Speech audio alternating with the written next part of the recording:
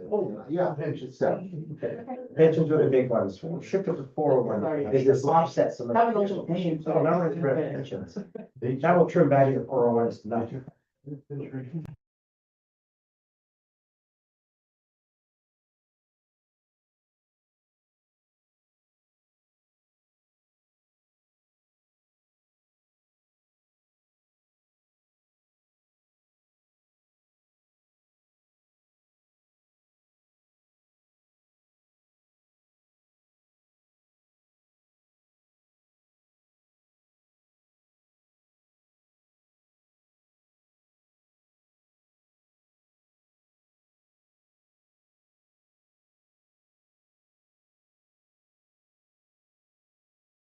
Years, it becomes clear. Some of them, yeah, I never actually got it set up.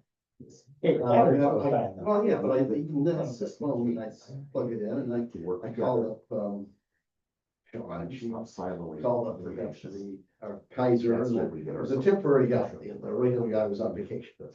I talked it over with him, I says, I had to set up an account on this or something, is there some sort of standard, or thing we put in the email, 1, 2, 3, or something like that, or city covered.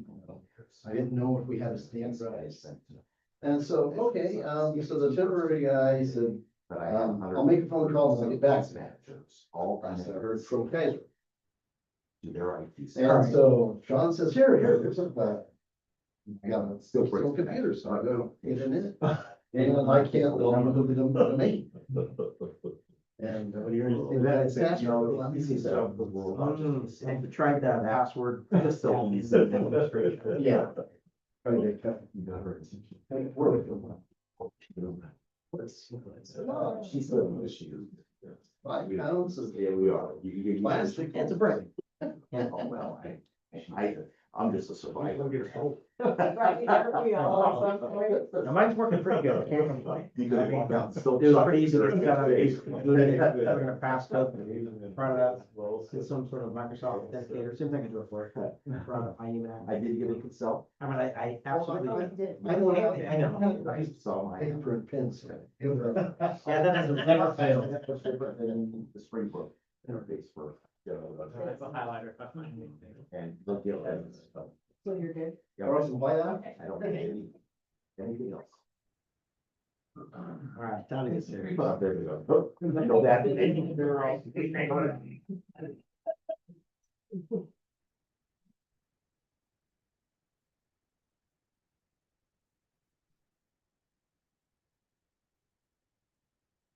mind if I start 2 minutes early? No objections. All in favor, I haven't called the meeting to order. Please stand for the next one. I pledge allegiance to the flag of the United States of America and to the republic for which it stands, one nation, under God, indivisible, with liberty and justice for all. All right, welcome everyone to our second meeting in September, work session. The agenda is in front of most of us. Well, I guess it's in front of us all now. They're printed. We do have 2 consent agenda topics. Do we have any item that we'd like pulled out for regular discussion from there? Start with Counselor Zotton. No. Counselor Stein. Counselor Young. I did not. Counselor Pritchett. None. And pardon me if my lisp is bad this evening. I hit the inside of my lip and it's all swollen. So it feels like I've got properly. Weird. So with that, we'll move on to the first one, and that's the utility rates work session. We have Mr. Donovan here. Good evening, Mayor, Councilors, back again. You got a little PowerPoint for you here, and if we can leave, I know you've got plenty on your plate tonight. We're not asking for any action, of course, this is a work session item. We'll go through the numbers, we'll refresh from when we talked last, and then we're gonna talk about where we're gonna go. So first thing is a recap of the September 17th town hall meeting, and really, I'm gonna look to you guys on that one. We'll talk about water rates. We have made some changes based on our conversation at our last meeting. Same thing with sewer, and then we'll talk next steps. So I would like to pass this off to you guys to chat, because who of all you guys were at that town hall? I know the mayor was, and you guys, okay. Yeah. What were your thoughts? What did you hear? What was important and what wasn't important? Well, the attendance was rather light, but we did have about 2 tables full of individuals and a lot of others that were listening at the bar. A microphone usually projects pretty well. We handed out packets thanks to Administrator Wake, so there was plenty of packets available. What I ended up doing before I went down is I broke what a 5% and a 6% actually was for the dollar. Right. So then the first year I could tell them basically your water and sewer rates will go up a total of $54 and some cents. It's a lot easier to do that than someone to try to do the math in their head. Yeah. Or because 6 to 5% looks pretty scary. General impression was, at least from the folks that were there, was understandable. I mentioned that we have not raised our rates since 2019, by council's pressure, primarily because we went into COVID at that point in time, or 2020, when we would have raised them again.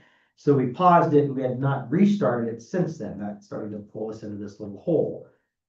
Based off of that, though, we need to re-index it, restart again, cost of living, the inflation rates, you know, Sean gave me some great statistics around those. 26%, I think, on cost or the inflation that we're facing. You know, it's black and white when you look at it in the numbers. So we painted that picture.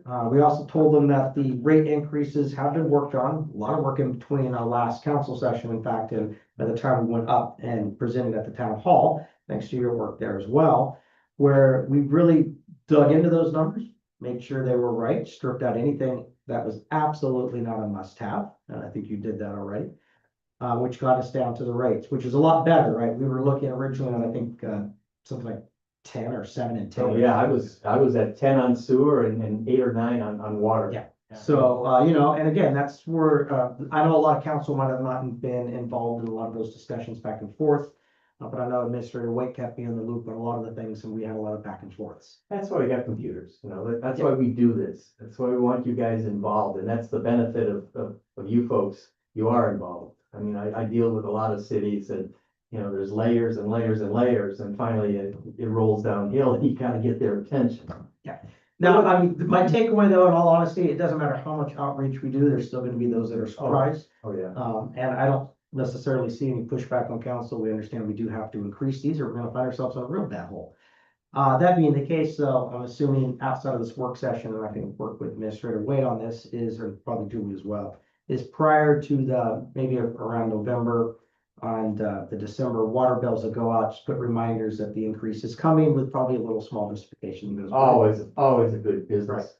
Just try to keep the Good thing information to do. out What there. about you guys? Yeah, any of your thoughts, anything that came back and bit you? Because you were there?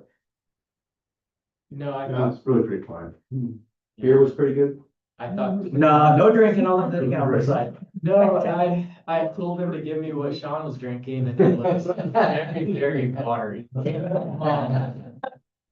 All right, So it was- we'll it was move on covered. here and talk about the numbers.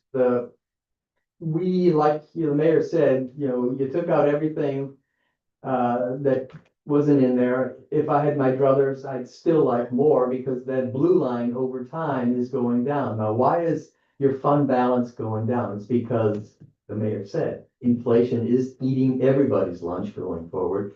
And we're still spending money to keep and operate and maintain the system. Water, you know, you guys, you're probably gonna spend $100,000 a year on fixing stuff, leaks, meter replacements, line replacements. The nature of the business is a destructive world in utilities.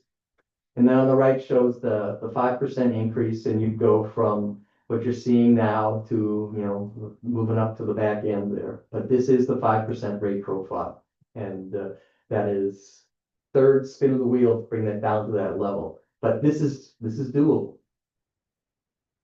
Here, as you can see, is your rate profile, and once again, the cold comfort that we talked about. Just because your rates are the lowest and we're raising them still doesn't make it feel good, but by any measure, you are the lowest in the region on your peers, and you will continue to have the lowest rates relative to your peers going forward.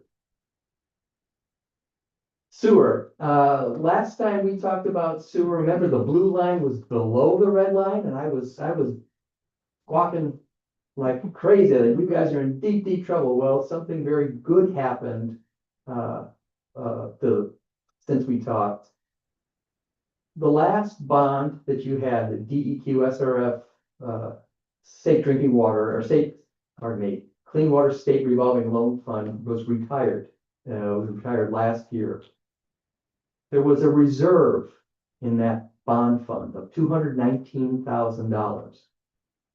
Typically, the auditors demand that that reserve go back to the general fund because there's a pledge, it's called a full faith and credit pledge of the general fund that secured that original loan. But in the case of this SRF loan, there was no full faith and credit pledge that I was aware of, and Sean got the auditors to release that money into the sewer fund. So now you see the sewer fund actually has some money in it. Thank goodness. We are still going to draw that down because you're going to be investing in your sewer system, and in the next few years, you may have to invest even more depending on the capacity at the plant and the lagoons and any number of things. My experience is sewer is the most expensive, the most problematic, and the most subject to the vagaries of regulation. So we're gonna keep a real close eye on that, but sewer, thank goodness, we got $200,000, $219,000 pumped back in. So we were able to get the sewer rate profile down to 6%, which is what you've seen here. My advice to you and to Public Works and everybody else is keep a real close eye on sewer. I mean, this last summer you had an event out at the plant and that was, you're fortunate it was inexpensive. Most of my sewer problems are measured in hundreds of thousands of dollars per event, not tens of thousands. I think you had just under 10,000. Pretty small, thank goodness. Yeah, thank We're very, very fortunate. Yeah. But, you know, it's the nature of the beast. So, once again, our sewer rates now are the lowest. You will, for a very short time, be below, but I know Canby, I know Mount Angel, I know Aurora, and I know Malala, they're all facing rate increase. Malala's on a glide path now to be over $100 by next year. And they're still not complete with their sewer project. They're putting in a sequencing batch reactor treatment plant. So you're still gonna be low, it's cold comfort for you, but this will get you on the path to get moving. So here is the whole enchilada of all your rates, including the public safety fee that you've got in yours.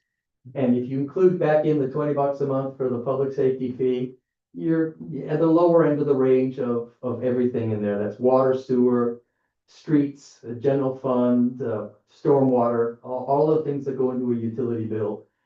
You guys shouldn't feel bad about this. You're doing the right thing. You're taking care of your knitting.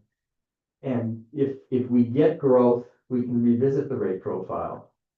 But the dark side of this is the chicken and the egg. In order for growth to come, you've got to have reliable infrastructure.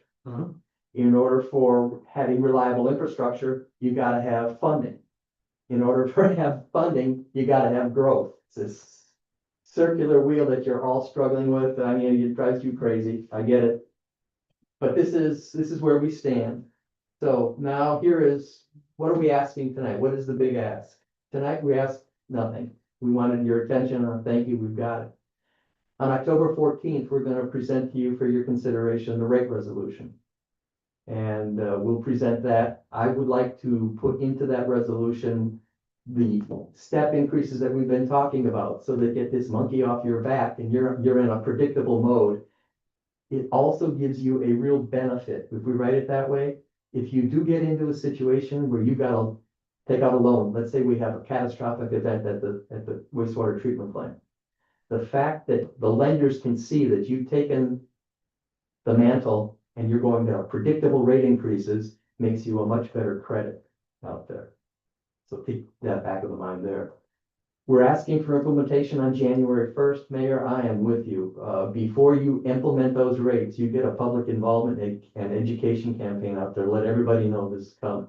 And then we're going to flip into, right after this, we're going to start work on the system development charges. And that's gonna take some statutory compliance. It'll be a 90-day disclosure period in there. And I'll be working with Steve and Sean to get those numbers up, and we'll get that to you. The numbers will be crunched, by November. We'll have that easily done. You won't be able to actually implement until January, middle of January. And then we'll bring this all in for a landing by the end of January, and my smiling face will go away. So we're at, 2026, January 31. Yeah, we're rapidly running out of 25. Yeah, aren't I we? know, it's just crazy. So that's it. I know you've got other things on your agenda. If there's any questions, any of us will be glad to take them. Otherwise, expect October 14th, a rate resolution in front of you, 5% for water, 6% for sewer. Question, on that rate increase, and this might go to Administrator Witt as well, do we sunset it on the 2031 or just allow it to continue forward? I mean, is there any, the rate increases? Because, right, if you look at the graphs now, it Right, stops, and I'm assuming we're gonna need to continue that. no, we wouldn't sunset it. Okay, We could, a lot of put clauses in there at the end of the predicted increases. You Right, can have a clause that says they will then therefore be increasing based on consumer price index, engineering news record. We'll get some text for you to consider. just wanna know what we're gonna do afterwards, right? yeah, so, because we anticipate some growth as well, so I don't think we need to keep it as high. Yeah. But I do think we need to have some inflationary index in there moving forward to keep up with operations. I don't disagree. Now, since I'm more probably in the know than the rest of council, I wanna make sure council has any questions that they can ask, right? Counselor Zadi, anything from you? No questions. Thank you, Mr. John. You bet. Any additional questions or follow-ups from Counselor Steininger? No, I think I'm really glad that we're able to do the extra work and put the time and effort. Thank you so much to find a way to get those numbers to be much more reasonable than last time. And I think it'll be a lot easier to explain why the water bill jumped up when people start calling, when we can say that all this work has been done. So I really appreciate everything that's gone into it. Counselor Young? Nothing that I can think of right now. Good job, and see you next council meeting. See you at the next one. Counselor Michelle? I did have a question. If you go back to slide number 6, I think it was yeah, that one. When you look at on the left side, the blue line, and it's getting shorter, smaller and smaller with regard to the red line. What rate of growth, if any, is there included in your calculations, for the future income that we'd be getting? Population growth, is it just an average? No, right now we're flat. We're Flat. We took the ultra conservative case. If we do have growth coming in, say you annex Woodburn, for instance.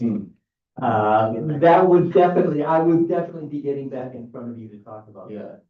But as of now, I mean, we're in a tough spot, and there's not a lot of growth going on now, and I'd hate to, like, the subdivision that we had planned on coming in, we were expecting that one, it didn't come in, and we caught us short and caused us problems, so we took the most conservative case. Okay, I was just curious about that.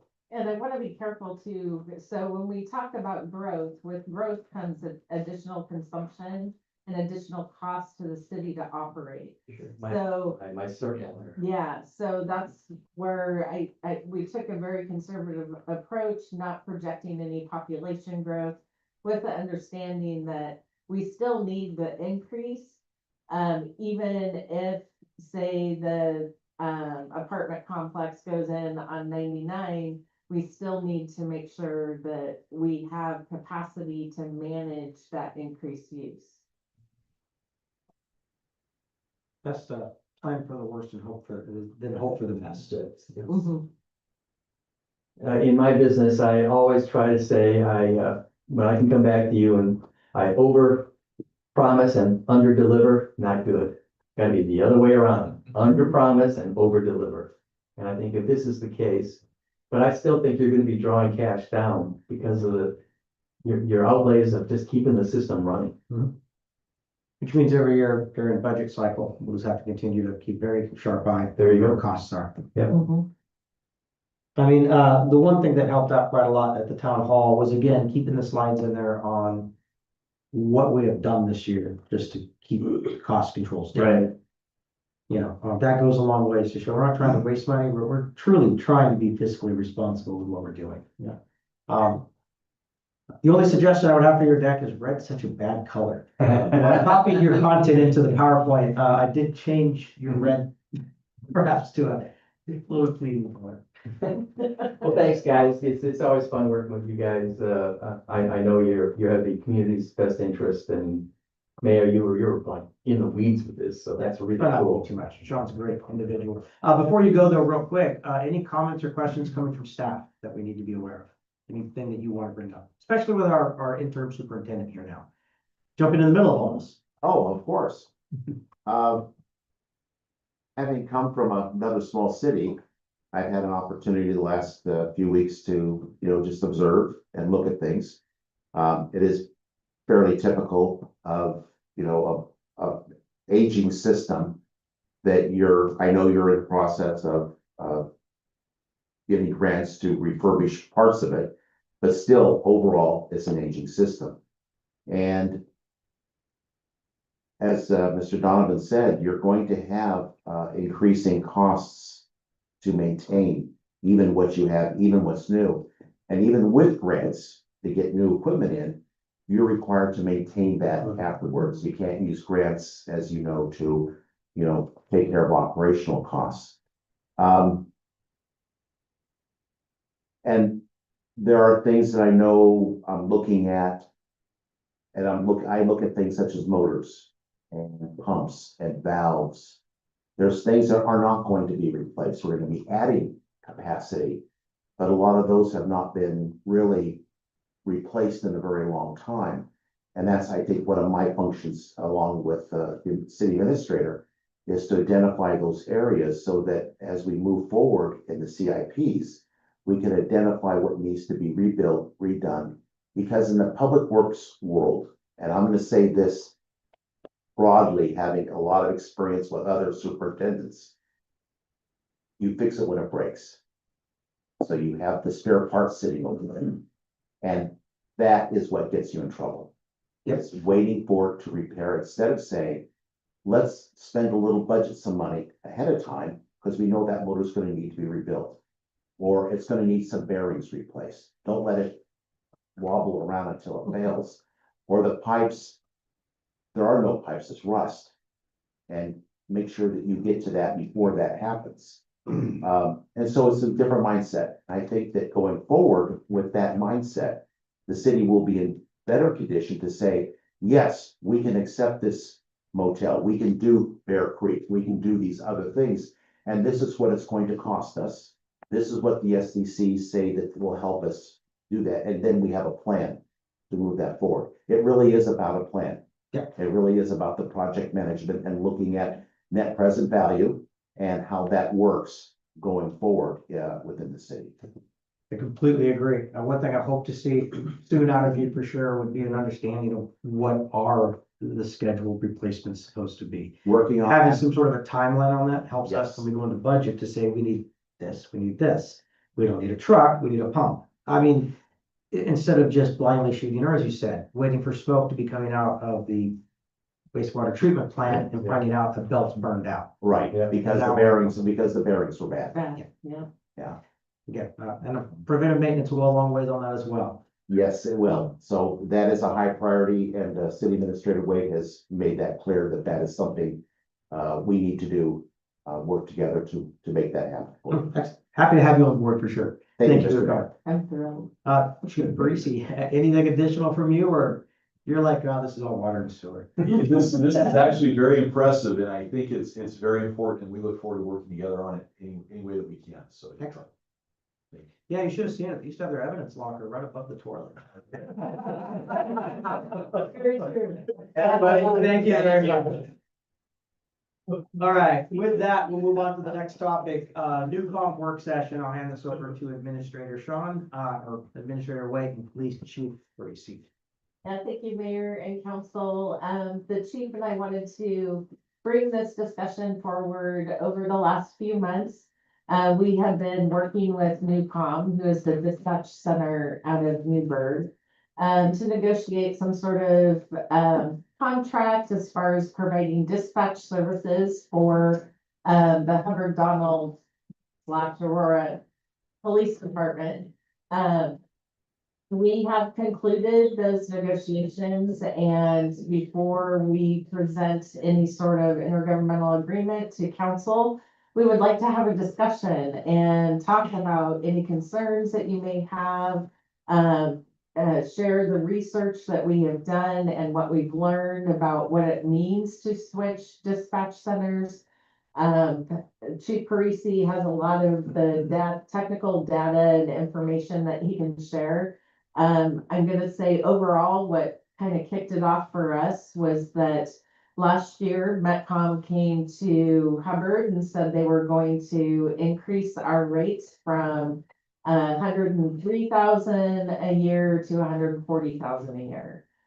With some sort of odd escalation percentage, year over year after that. That was a significant increase. I was able to submit a letter to Metcom asking them to cure because they were in breach of contract.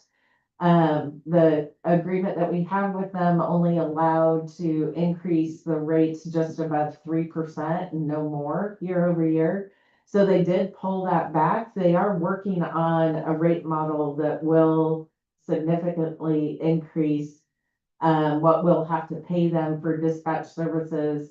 And so this really got the conversation going again with Newcom to figure out, okay, what is it going to cost? What kind of service are we going to get? How is this going to impact our communities that we serve?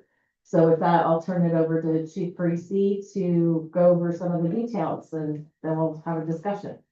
All right, thank you, City Administrator Waite and Mayor, Council, good evening. So the user fees schedule had come in from Marion County's radio project. As you know, they presented on that last month. The radio fees themselves is about $6,000 more a year than the radio fees from Newcom. So there's that. Also, the overall dispatch fees are considerably less as well with Newcom versus Metcom. And like City Administrator Waite mentioned, the user fee analysis from Metcom is still yet to be complete. And so we don't know what that increase is going to be other than, potentially significant as well. So we were talking about that today. They typically are going to have to give 6 months notice. Unlike last year when they were going to just impose the dramatic increase. So we would expect seeing that probably around January as to what that would be. So yeah, there's lots to be considered here. The obviously with the Marion County Radio Project, there's a lot of things that they would include initially. And we would have to, by going to Newcom, we would have to pay a substantial amount of money also to purchase new radios, which were long overdue to do anyways. Our radios currently are about 12 years old. And so that's probably a good few years, 2 or 3 years past the actual recommended date for replacement and whatnot. So there is some concerns that are mentioned. One thing we want to make sure is very clear as well is that, and this is kind of determined by the Oregon Emergency Management folks at the state. And Metcom is the public safety answering point, if you will, for this particular area, for our jurisdiction and where we're at here in Hubbard and what have you. So that would have to remain the same. And so Metcom would still answer any emergency calls for service.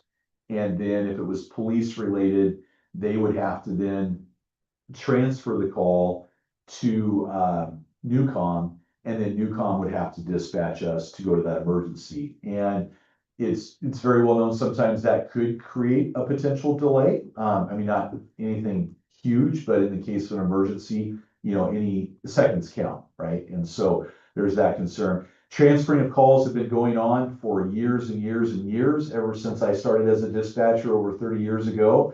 I remember transferring calls also.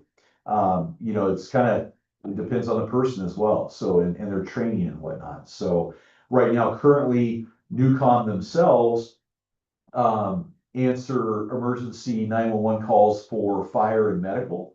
And then they have to transfer those calls over to Hillsborough at Washington County's dispatch center. And then they dispatch the fire apparatus out of Newburgh from Tualatin Valley Fire and Rescue, who replaced Newburgh Fire a number of years ago.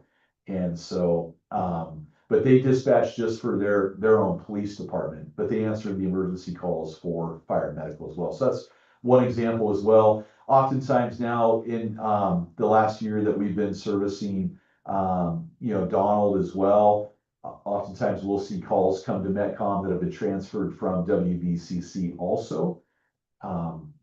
So, and then we respond accordingly to those calls for service as well. There's like Lebanon Police Department, for example, and the Sweet Home Police Department. They have their own dispatch centers, but they're not a public safety answering point, for example. So that would be done by the main PSAP by Lynn County Sheriff's Office. And then they transfer the calls to those respective agencies who then dispatch their own officers too. So it does happen. It's not ideal. There's, concerns, from transferring calls as well, but everybody tries to manage them the best they can, as they're doing it. So.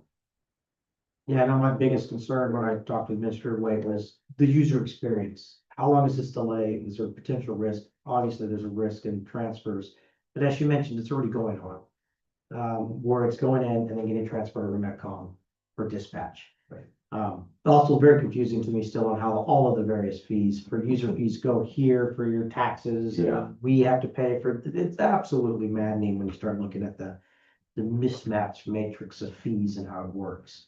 But even with new radios, from what I understand, just, to cut dollars to cents, even with new radios, switching over to Metcom and the upfront cost is still gonna save the city significant dollars, which again, is an area that we need to look at seriously.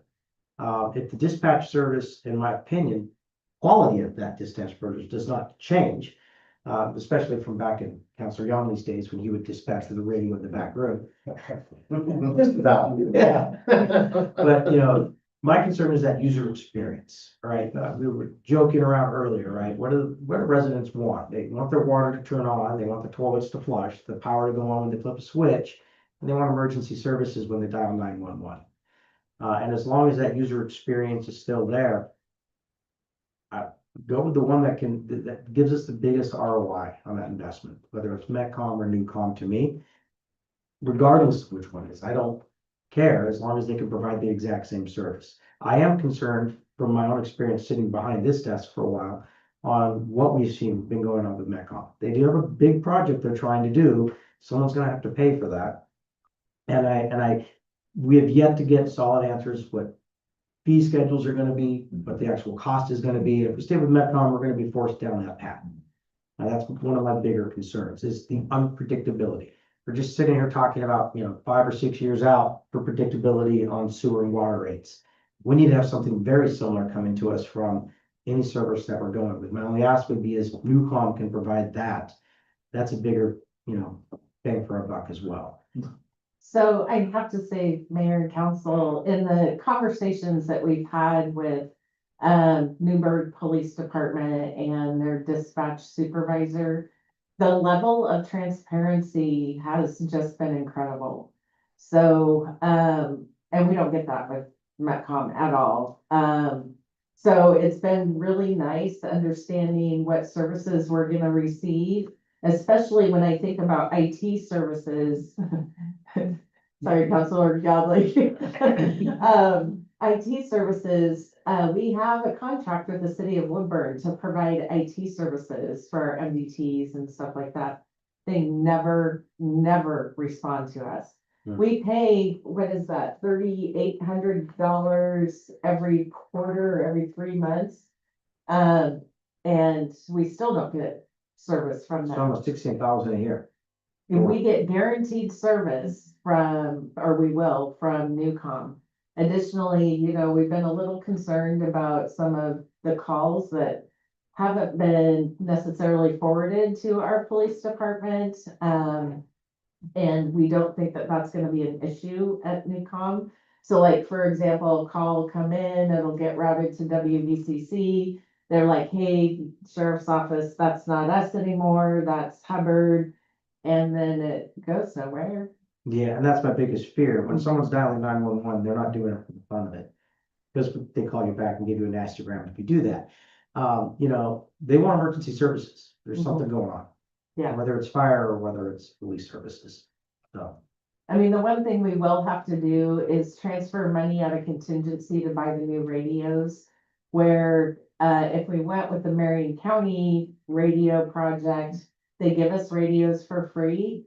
However, with the $2.5 million deficit that they still have on that project, I'm not convinced that somehow that is not gonna get translated back to the cities that are participating or the agencies, because if their fire districts are participating, so that makes me pretty nervous about the cost impact of what that could be. So the one-time upfront costs from contingency, we get good radios, they will be maintained through, Newburgh, and we can capitalize off of that contract And even at a cheaper rate. at a much cheaper. Yeah, because even though we would be getting the radios for free at no cost from the Marion County Radio Project, yeah, there's a $6,000 difference in the radio fee. So they would be about 9,000 and some odd change a year at Marion County, and then Right. thank you. And then in Newcom, for example, so yeah, they would be like 99.36 for the first year. The first year at Newcom would be 39.96. Hmm. And that's a 46, dollar, per radio per month type thing versus a 27.75 at Newcom. And yeah. that's it quickly. The other concern I might have though is Hubbard Fire District. Do we see any concerns with having different dispatch services? We can't talk to them now. Yes. Go ahead. That's a great point. Yeah, we don't have any communication with them now, and even moving forward with the 700, 800 megahertz system, much like what Marion County's building and Newcom has. There's on the police side, there's normally an encryption to the radios, whereas fire may not have that and is more scannable by the public. So there could be that officer safety element and issue, and as I understand it, that's why sometimes fire and police won't be able to communicate per se on the radio. There's been a lot of good workarounds though, over the years that I've noticed to where I haven't really necessarily needed to, speak right to fire right away without dispatch helping relay or Okay. yeah, can convey that. So same user experience that we have today for both the end user, our residents, as well as our first responders. Yes, sir, Marion. And also just to speak to that a little bit more, in the event that there is a major situation, incident, mass casualty, whatever it might be, oftentimes there is a emergency operations center that might be set up or a command post at least. And oftentimes what we will try to do with each of the disciplines, whether it's fire, medical, police, what have you, is we'll always come together so we have comms that way. So we may not be able to talk directly, but if I'm standing right next to the fire chief, I can relay like that as I hear it on my radio, and he can relay or she can relay as they hear it on their radio, and then we can share it with our staff and personnel that are involved in the emergency as well. So. Can you speak a little bit to what's gonna happen with Woodburn? Oh, yes, thank you. So right now we share the luxury of the same channel with Woodburn Police Department, which is really great and convenient in the event we need cover, or if they need cover, it's just split second and we can go upon their request and stuff like that. They would be, they're going to go with Marion County's radio project, which is supposed to go live a year from now. And so that would be a 700 megahertz system on a radio system called Tate. And then Newcom is on a Motorola system, which has been in place for a long time. That's an 800 megahertz system. We could still talk to them, but we wouldn't be able to share the same channel. We would have to change the channel and talk to them that way. But as it goes now, what I've learned is with the Marion County Radio Project, they're talking about how each of the trumped channels, there's 5 of them, a 5-channel trump system. Each one of the trumped channels has several different talk groups, and they've started kicking around the idea potentially, I don't know if this is finalized yet or not, but ideally, they could give each of the agencies their own, talk group. And in that event, you would be on a talk group by yourself. So even if we were, let's say, with the Marion County Radio Project, and Woodburn was as well, we potentially could have our own radio or our own talk group, which would be separate from their talk group. We still could click over and talk to them if we needed to. The good thing that I've learned about that same radio system though is we could scan each other all the time. Whereas you may not be able to scan another radio system separate, if they're separate from each other. Is there a That concern makes on interagency cooperation on that then for backup or support from Woodburn for us? Say that again, huh? Is there any concern on any interagency, support?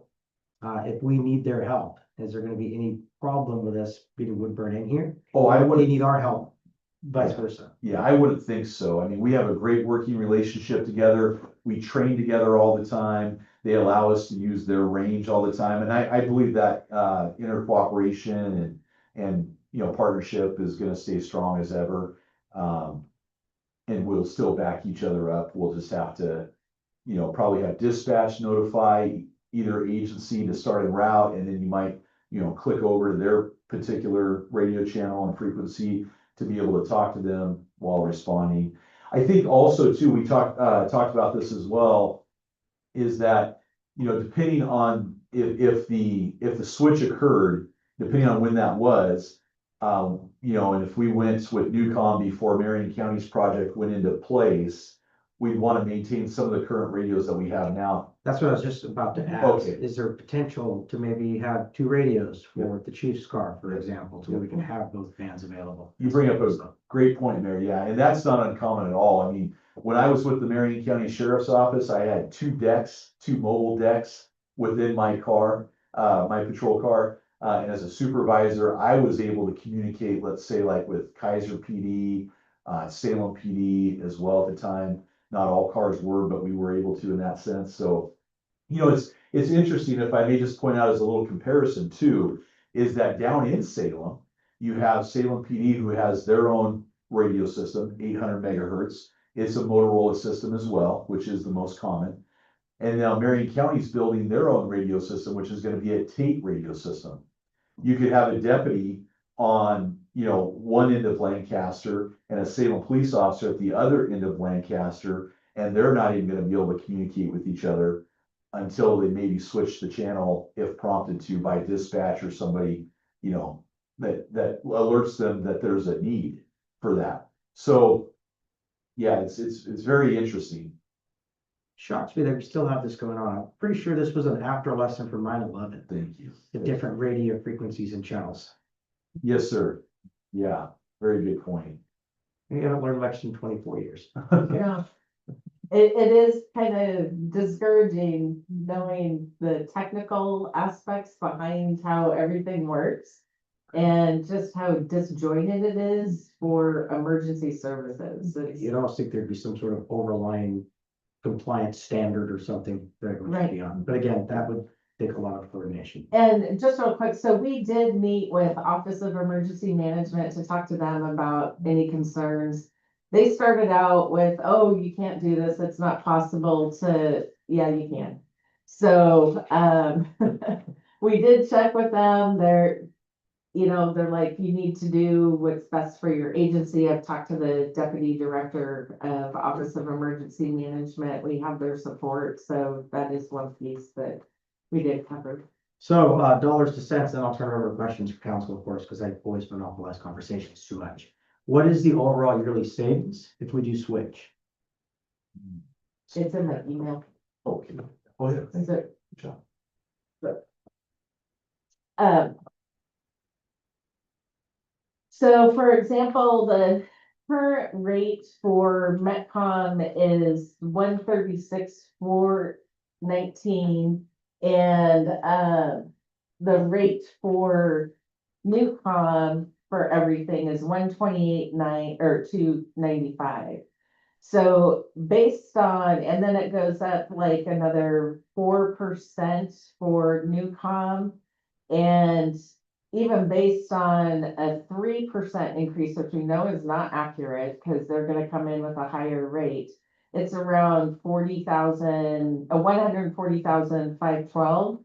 So we are saving approximately 13,000 a year, well, right now, based off current rates of what we know from Metcom. That does not include any additional, so this doesn't include any additional user fees that are gonna be charged under the Marion County project.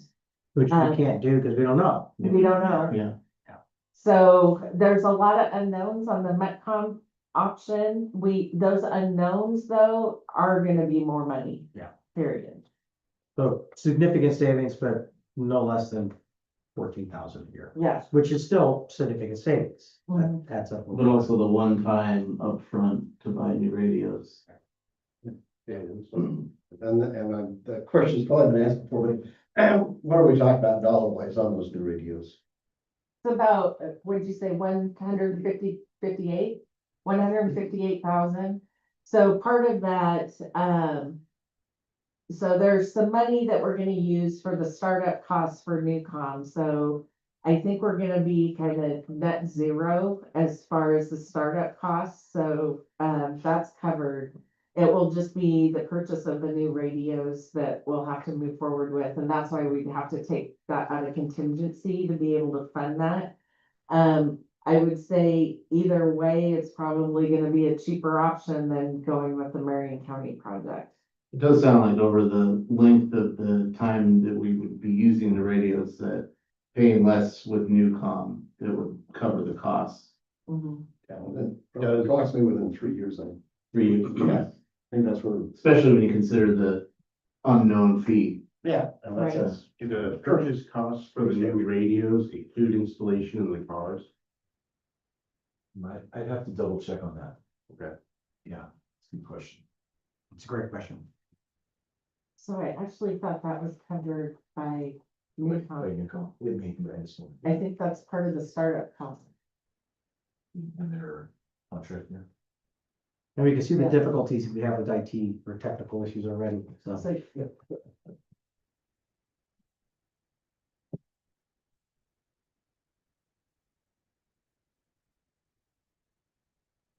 So the startup costs, so we have to switch over to their central square system, which is. And then their IT support. So they assist with the install. I'm not sure. We would have to double check on that. Yeah, what does assist mean? Here, Huh? here's the install. We've assisted. Here's the guidebook. How hard could it be, Steve? Haven't done that for, Sweet Home PD. It's not bad to do it. And However, yeah, it's the antenna mount, that's, built through the. Yeah. But if you already have an antenna, but it's 800 megahertz versus 700, correct? It's Right. just, of course, a different radio, Yeah. different. Yeah. Yeah, my install was horrible. I just taped the wires to the. Yeah, bring something, I'm sure, other way. Other questions, Councilor Young? That was cost of the radios, so it's just been the upfront cost, talked about that. Yeah, that's all I had. Councilor Michelle, any additional questions? No, I'm concerns? good. Councilor Steiner? Do you think we'll get any issues with Metcom as far as the transfer and stuff? So, you want me to? Sure. I'll be the bad guy. So what will happen is, if council agrees to move forward with this and enters into the IGA, Newcom dispatch will contact Metcom and have that conversation. What will happen is that they are actually required under law to do this. Metcom gets to keep the 911 user fees that are collected under that tax. And so they are still getting paid for receiving our calls. They're just not dispatching for us. Okay. I had the same question, by the way. Okay, that's all I had. Councilor Zeit? Yeah, got a couple of quick questions. First one's gonna be, with the transferring of calls and all that. Sounds like it's been done in the past and we all know how to do it. Is there a safety issue for the officers with the transfer? Either way, with Metcom or Newcom? Sure. So, I mean, when the officer asks for cover, for example, there's gonna have to be a transfer of the call. But there's that now, for example. Anytime any one of our officers, if they're working by themselves, ask for cover, Woodburn can hear us, and if they're available, they'll come. But if they're not available, then Metcom has to call down to WVCC and tell the dispatcher down there to dispatch a Marion County Sheriff's deputy, or they might have to, if no Marion County Sheriff's deputies are available, now Metcom's gonna have to call a different agency, that being state police, for example, to check to see if they have any troopers in the area that could come and cover. Worst case scenario, I'm throwing a lot out here, but it's all very feasible. If OSP troopers are not available to come and cover one of our officers who's in need, and let's say, we're in Donald, well, we're only 6 miles from Wilsonville. We're only, 7 miles from Newburgh, for example. Then they would probably have to reach out to, for example, CCOM, another dispatch center, to ask for them to dispatch a Clackamas County deputy from Wilsonville, to cover us, for example. So that's a really great question. And so sometimes there could be that delay. But we're into that now though, right? You bet. We deal with that delay now. and that's Yes, sir. That's common that we're used to, we do. Okay. Yes, sir, yeah. The other question I got for you would be, so dealing with Netcom, how long would the contract we sign with them be? And then we know exactly what the rate increase is gonna be every year, am I right, with them? Yeah, so we do have, and you'll see that in the IGA. If we put that in the packet and council wants to move forward, the only thing that's the unknown is the COLA increase that's under their union contract. We're assuming it's gonna be 4% moving forward, but it could be less or more. I don't know. That's just how they negotiate the union contract for the dispatchers. But everything else is lined out with what their contracts are for their software systems and everything else. So it's all known. And then the contract goes on as long as we want it to go on or they want it to go on. We just have to give a 30-day notice if we terminate. Okay, and so it's still with Metcom though, we don't know. Like what the fee increases will be, or that's got me scared. Well, it's got me concerned, and I think that, one thing we could opt to do is wait to see what those increases are. And hold off entering into any agreement with Newcom until we get that letter that they're gonna increase. My concern is that, so we have to give, Metcom 6-month notice. So part of that transition time, the earlier we can give them notice, the less we're paying them and we're paying the other agencies. So that's kind of my thought. Okay, I think I've asked before, but did we reach out to CCOM? It sounds like they have a lot of the neighboring agencies. We did early on. We did reach out to CCOM. We reached out to the WVCC in Salem as well. CCOM wasn't accepting anybody new. I believe Woodburn Police Department and Woodburn Fire Department had also reached out to CCOM as well, but they weren't taking on any other users or subscribers. Yeah, that's a good question.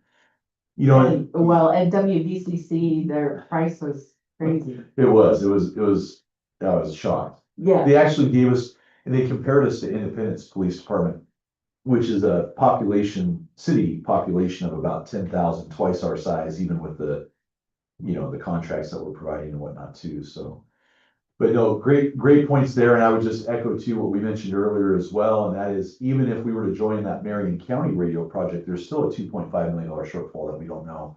Yeah. Yeah, so, with that. Someone's gonna pay it. yeah. So the only other question I would have then is follow up, the IGA that we're looking at or potentially looking at, I'm assuming it's for Donald and Hubbard.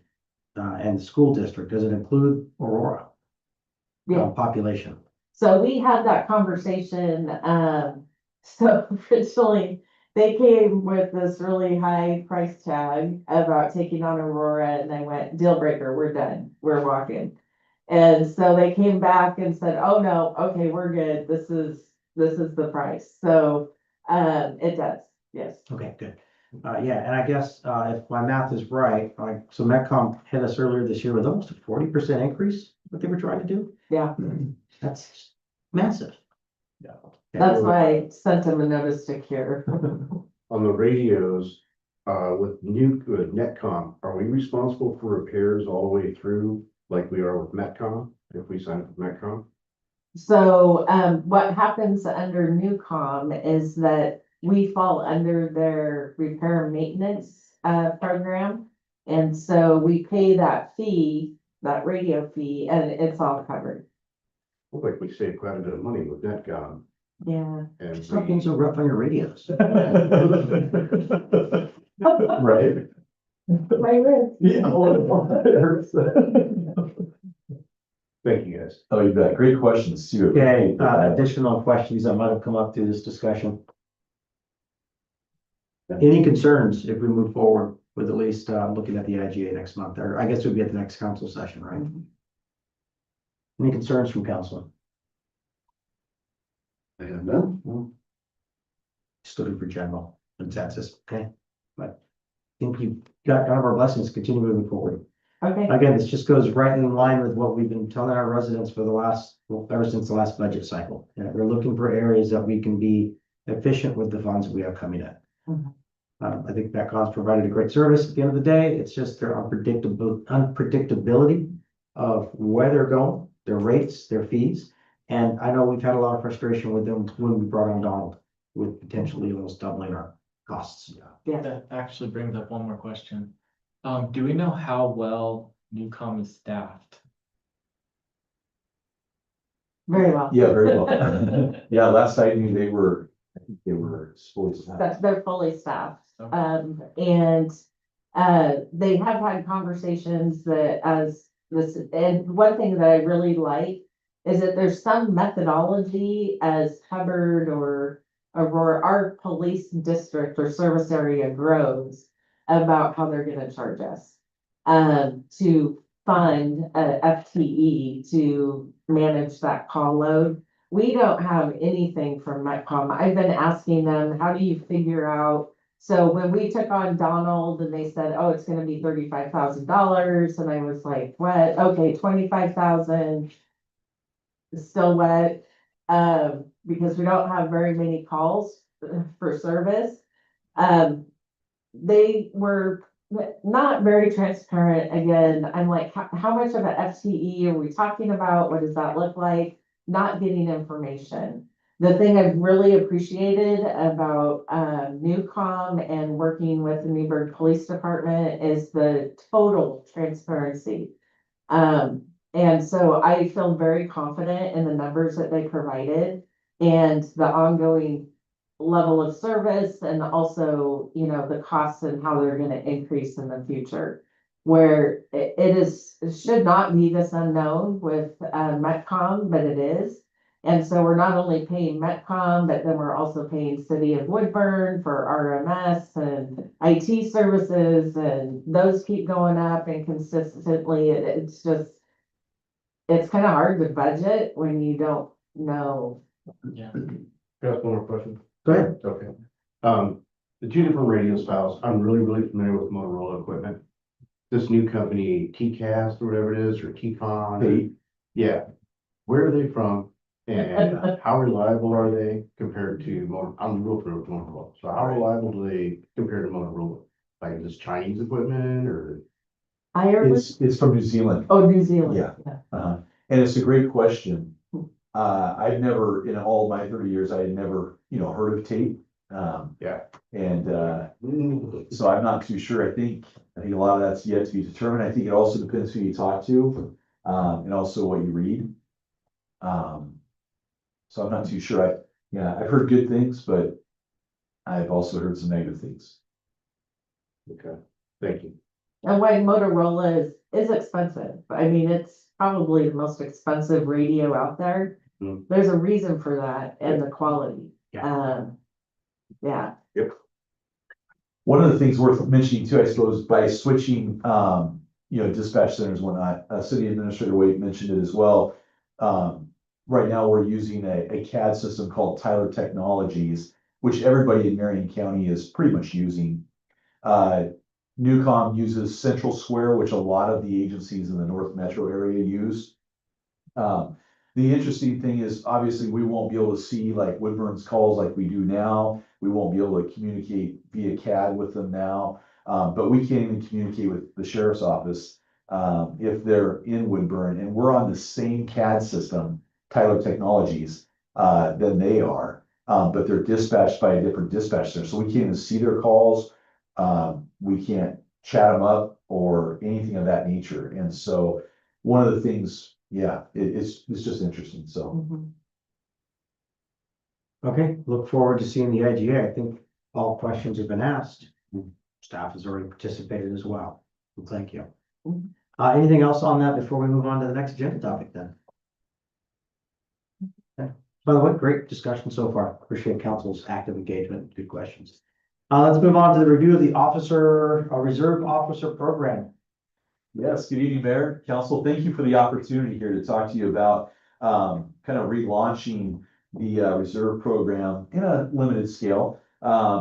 Beginning with just maybe one particular reserve officer position to kind of pilot that and see how it would work out and whatnot. This would allow us, by doing it kind of on a smaller scale, would allow us to be very thoughtful in rebuilding the program that used to, once exist here years ago in the city of Hubbard. It would help us evaluate operational needs and ensure that we are providing proper structure, oversight, and training as well for the program. One of the reasons why we thought now would be a good time is because our department is obviously continuing to grow, which is exciting. And, we're serving a little bit of an increased population as well. And the team is doing an amazing job at that, by the way. Very, very fortunate. We're also, looking at maybe the reserves to supplement our staffing during different special events, holidays, during peak service periods, especially during the summertime and things of that nature. As you're all aware, we had a shooting that occurred in August. When you have a reserve program like that, they could potentially come in and help out and deploy into the field also and do crime scene security, which then would free up full-time officers to go and do other types of investigative needs, applying for search warrants, interviews, tracking people down, things of that nature as well. And they do it for free. They don't get paid necessarily for their service and whatnot. So they provide also additional presence in the community to support proactive policing and outreach, which is really, really important to us all here, obviously, and to try to really provide those community connections. And then also creates a pipeline for potential full-time recruitment and things of that nature. Some of the benefits, as I kind of mentioned, the reserves volunteer their time, and any equipment and training needs can be budgeted, efficiently over the year. There's also it's kind of neat to see in some of the folks that I've talked with that want to serve as a volunteer reserve. They're even like, look, I'll pay for my own uniform. I'll buy my own equipment. And I thought, wow, what a heart for service, And so there's that as well. Potentially there's folks out there that just want to serve their community and would be willing to pay for the equipment needs and things of that nature. The reserves often sometimes also come from the local community as well. So it's a way for them to get back into and serve their community members and what have you. And then it also provides support in non-critical duties to allow, as I mentioned, full-time officers to focus on other higher priority needs and things of that nature as well. Many other neighboring agencies also have reserve programs as well. And we even have seen over the years former full-time police officers who retire want to come back and continue to serve, and they do it actually on a volunteer type basis as well. So I know some of the costs or some of the questions actually last time I think was the actual cost that it would take to fund just a single position, if you will, a single reserve volunteer officer.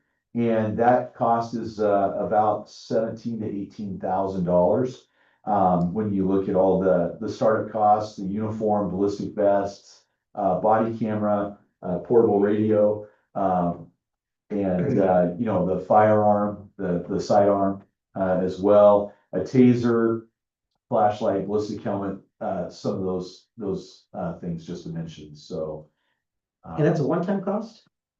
Yes, it would be a one-time cost, but then also you would have to, as uniforms get old or Right, age. refresh. I'm sorry, you bet, we refresh, so, yeah. Okay, so for basically 18 grand, we can bring on the equivalent of another officer. Yes, sir. Yeah, and With then, for experience. example, I'm sorry. With experience. Yes, you bet. Yeah, and then too, like their ballistic vest typically will last 5 years. The portable radio would last for about 7 years-ish. Before they might suggest replacing it, although, as I mentioned, ours are 12 years old. We've gotten a little extra life out of them, and with the proper. You taking care of your radio? Yeah, right. Batting around. Right, so, but yes, What's the current budget on the police department look? Is this something that can be absorbed without undue burden on your current budget? So, That's the biggest question, right? yeah. Timeline, if you were to do this, what have you talked with Administrator Wade about? What is the timeline? Mhm. Is this something that we budget for next fiscal year? Something that you're looking to try to get started sooner, which would probably require supplemental budget? I mean, one thing that we could do, I mean, if we're looking at the police department budget currently, no, it can't absorb that because we're fully staffed now. We've relied on vacancy savings to kind of balance our budget. However, with the abolishment of the director of administrative position, we could repurpose some of that money to the police department. It would have to be done via resolution because we're moving appropriation across program areas, but that is something that, So move it from the administrative bucket over to the police department mhm, without undue burden on your staff then? right. But that would be my other question. I want to make sure we're not shortchanging the administration side as well. Again, as you know, council has a standing ask to you. If you do need help in the office, make sure we know so we can authorize you to bring on additional. And correct me if I'm wrong, Julie, but I actually think we're doing okay. Yeah, I think we're doing fine right now, and we've kind of identified some things that we can be more efficient with. That has really helped our, I mean, less time, less redundancy. We're kind of going through things, just how to be more efficient and work smarter, not harder. Do we have sufficient vehicles, et cetera? I mean, I'm assuming the reserve officer wouldn't be solo, right? They would always be partnered with an FTE. Correct, yes, thank you for that. That's a great question, actually. There are solo reserves out there, if you will, but it is very training intensive to get to that solo status. So for the most part, they would probably, be in a vehicle by themselves, or excuse me, with another. Just checking to make sure you all. Song and dance is thick over there. Right. That's how well we train. But yeah, no, they'd be paired up with somebody else, on patrol, or if they like worked foot patrol, they would still probably be teamed up with another full-time officer. Get the bikes back out in summer still. Think, oh, for sure, that's a great idea. Okay, but even Friday night games, et cetera, where you need additional officers on support. I mean, I don't see a big downside to it. Again, we have professionals coming back that we're looking for. My biggest concern is cost. Yes. So I'm hearing roughly 18,000, probably 18 to 20,000 to bring a reserve officer on. The question would be then to Administrator Wade, what would it take then to move administrative salary budgeting items over to the police department? I don't know, questions or concerns that might be coming from council. Again, I talk too much. Councilor Michelle?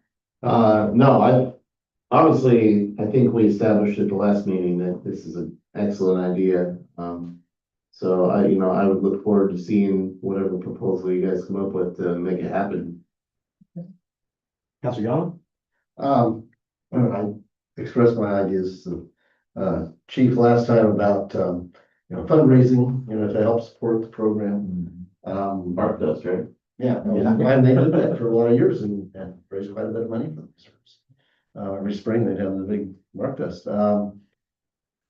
And I don't know what else there might be out there, but, right now I'm drawing a blank, but there'll be some other fundraisers we could do, maybe, during, Pop Fest or something like that, we can do drawings or whatever. Raffles, Great idea. as long as it's nonprofit. Counselor Shiner? So you said 17,000 for startup cost for reservist, and we're looking at one. What would the annual cost be? I mean, just the, like, officers, I mean, time, like, whenever we go to range, but we would just be including them in, like, for example, range training or, other types of trainings, things of that nature. There might be some costs, two different trainings that we might want to send them to potentially. But the Reserve Academy itself, they don't even charge for that, at least this particular one that I looked at. That I've been in touch with, they don't charge the only cost would be like the ammunition that they would have to bring. So, to qualify at the Reserve Academy and things of that nature. So, Pretty minimal. yeah, minimal, I would say, thank you. So we're just the $17,000 startup for the program. And then if we bring on additional officers, it would be another. Yeah, maybe I said that wrong, then, yeah, take the word startup out of there, perhaps, that's the cost it would be for a reserve, or for even a full-time officer. Yeah, just for one, right? And by the way, I support the city funding uniforms, et cetera, not having an individual try to purchase those. I think we'd want to be able to take them back if for some reason they stopped, Right, So- that's a very good point. especially the firearms and the tasers and all of that equipment. We want to make sure the city owns that. That's a very good thought. Okay, any additional questions? Okay, Counselor, Zach? But you made a question, it might be a dumb question, but my impression of reserve officers, they don't have a badge. They're not a fully certified police officer. Will they, if a reservist from Hubbard or Hubbard reservist, can they go to the other towns that we serve and still practice? Is that legal? Yeah, that's a great question. So anytime the reserve is acting in capacity, as a police officer, they would have the same, responsibilities and rights as a full-time police officer, and they'll look identical to a full-time police officer as well. So they will have their badges displayed and things of that nature as well. But they could go essentially anywhere in the state as well to deploy. I see it as a real win-win. Thank you. Yeah, I recall back in the old days when we had a reserve program, the officers were, they couldn't tell one from the other. Okay, any other questions or discussion? I think we just bring back the proposal for us to see what we can do move forward. My biggest question is just make sure the dollars work. That's what I'm looking for. Other than that, if you have a potential candidate as well, it's even better. He does. That's a surprise. Yeah. Because they're looking for the cookies, they know. That's right. Come get some. Oh my God. Halloween started early. Okay, we'll close that agenda topic. We'll move on to consent agenda so we can all get on with our evening then. We have 2 items on there. Well, actually 3, if you look at it this way. Approval of minutes. First one, September 9th, 2025, city council meeting. Second one, September 15th, 2025, special city council meeting. Okay, next one, resolution 828-2025, a resolution amending compensation ranges for represented employees and repealing the represented compensation ranges adopted in resolution number 808-2025. I make a motion, we approve the consent agenda as read. Second. I'll let you decide. Okay, we have a motion. We have a second. All those in favor, please say aye. Aye. Aye. Anyone opposed, say nay. Okay, consent agenda approved and done. Moving on, adjournment of our 3rd meeting for this month. It's almost like a record. I'll make a I'll make a motion with the. I will second the adjournment motion. All those in favor of adjournment, say aye. Aye. Anyone opposed, say nay. Then we are adjourned. Thank you all.